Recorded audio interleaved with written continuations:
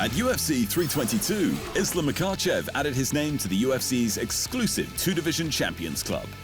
Della Maddalena had no answers for the Dagestani's grappling, and the champ dropped a lopsided decision to Makhachev, who claimed the welterweight crown.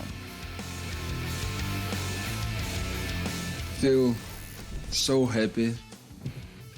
I stay now, try to control, but it's the biggest day in my life, and so happy to be double UFC champion in Madison Square Garden. And what I told all fight week is my dream today. It was JDM's first welterweight title defense after snatching the belt from Belal Muhammad back at UFC 315. A stacked division waited in line, but everyone knew the real boss fight was with Makhachev, who vacated the lightweight title specifically to chase a second strap. Yeah, this is what I got in this sport for, big challenges, big moments. I'm excited for the challenge and I look forward to it. I'm excited for this on Saturday night.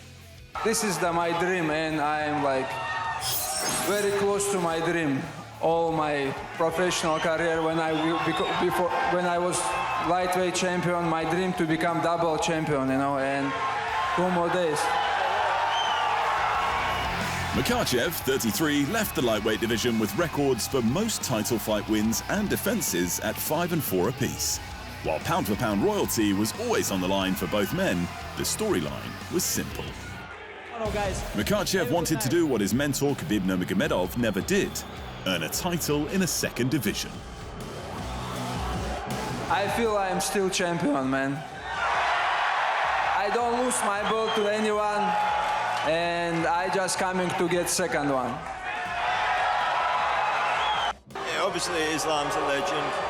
Big win over him would be a big name on the resume, and it would definitely put me up there on the pound-for-pound list. Makhachev also entered the championship bout hunting Anderson Silva's hallowed streak of 16 straight wins in the UFC. But the belt-collecting mission was the priority. One day, to my dream, to biggest fight in my life. I'm ready. Thank you all. See you tomorrow, inshallah. Maddalena had every reason to feel invincible. He was undefeated in the promotion and riding an 18-fight career win streak with 14 finishes. Plus, he was the champ.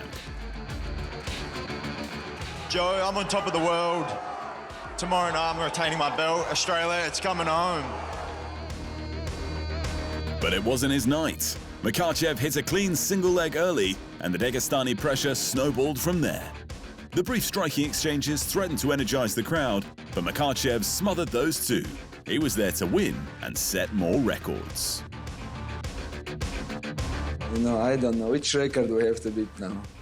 What's the record? Well, one more and you'll have the longest winning streak in the UFC history. Let's do this. I'm ready. What I told, life is changed, no more cutting weight, and I feel better in welterweight. The double champ made it clear. He's going after Anderson Silva's all-time win streak record, and he's going to do it at welterweight. That narrows down his options for his first title defense, but there's one man who wants it more than most. The man who picked up Makhachev's old lightweight belt, Ilia Topuria, and the former featherweight king quickly took shots at both fighters online. Jack needs an entire camp dedicated just to wrestling. What a disappointment of a champion. You should go to Georgia to learn something, wrote Topuria. And then, Islam, you need something you can't train. Emotion. You're the most boring thing in this game. Every day, I'm more certain I put you to sleep. Topuria's confidence fits the resume. He's already claimed gold in 2 weight classes himself. Vacating a second belt so quickly, though, all but guarantees he won't be first in line for Makhachev's new title. And the welterweight queue is anything but empty. On the undercard, Carlos Prates and Michael Morales each delivered highlight reel knockouts that put the new champ on notice. Former champions Belal Muhammad and Kamaru Usman have both openly campaigned for another shot at the throne. And looming over everyone is the division's undefeated boogeyman, Shavkat Rakhmonov. It's the deepest division in the UFC, and Makhachev didn't name a preferred opponent, but he did make one request unmistakably clear. Donald Trump open the White House. I am coming. And in the co-main, the roles were reversed. Women's flyweight champion Valentina Shevchenko faced what many believed would be her most dangerous challenge in years. But instead, she dominated the two-time strawweight champ Zhang Weili for a decisive unanimous decision. I was preparing for a war.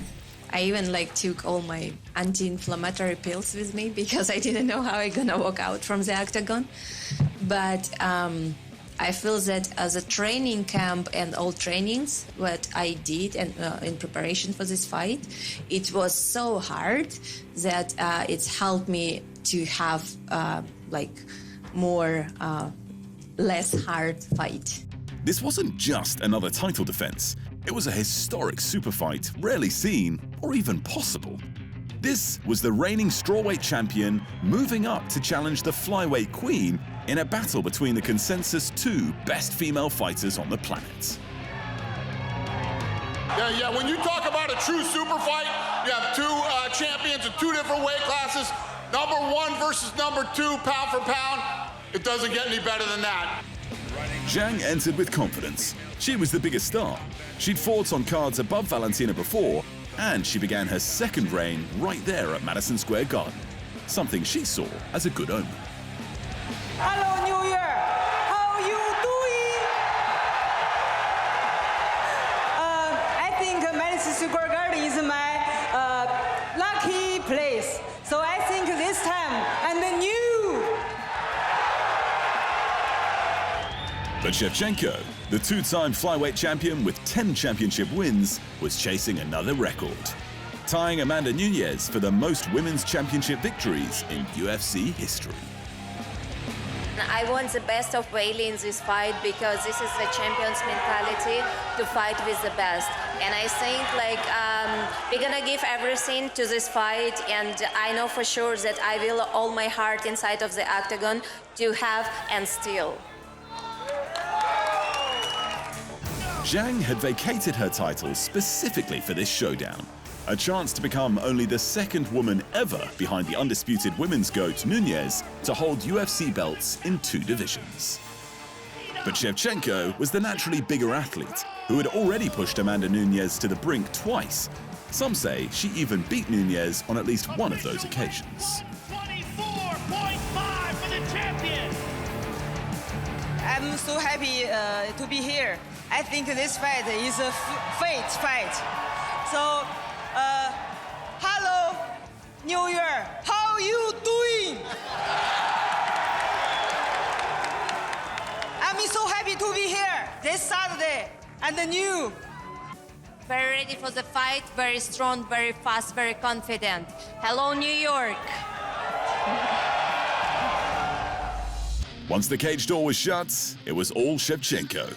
On the feet, her kicks, knees, and punching power were simply too much.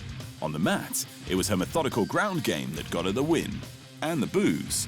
But the victory was undeniable, and the records kept falling. Does that mean anything to you tonight to tie Amanda Nunes' record for most championship fights in women's history? And this term, it doesn't mean for me, to tie. I'm not chasing here to tie someone or anything. No, but the victory over someone as Weili, it means a lot. After the victory, Shevchenko listed several possible challengers, most notably the newly crowned bantamweight champion, Kayla Harrison. But there's one name that could haunt her legacy forever: the retired GOAT, Amanda Nunes. I think probably fans would like to see Amanda trilogy because it's unfinished business, but Kayla is another possibility, and it's going to be a super challenge. Both Kayla and Valentina are waiting on the Lioness, who despite being out of the game since 2023, is once again poised to dictate the future of women's MMA. And Nunes had good news for everyone. After I beat Kayla Harrison, I'm going to go down to flyweight and take this belt for collection too. And as ridiculous as it is, we have to mention the debacle caused by MMA reprobate Dillon Danis. The wannabe UFC fighter started a confrontation with Team Khabib in the stadium, who were cornering Makhachev. A full-blown melee erupted, involving security and NYPD officers, and Uncle Dana was less than impressed. You will never see Dillon Danis at a UFC fight ever again. Yeah. I was gonna say he's wanted badly to come in this company, and he said you guys don't want to sign him because he makes too much trouble. I guess point made. Well, that and a lot of other reasons, Yeah. but yeah, you'll never see him at another fight. So they called me from downstairs and they said, we got him down here. Do you want to press charges and have him arrested? And I said, no, we don't want to press charges. This is the fight business, man. You know how I feel about this shit. You know, and I could have prevented this tonight, and I messed up. No fight of the night was awarded at UFC 322, but 4 fighters pocketed $50K Performance of the Night bonuses. Michael Morales, Carlos Prates, Benoit Saint-Denis, and Bo Nickel, each for their consecutive finishes before the co-main and main events. If you want more fight sports in your life, just hit the subscribe button.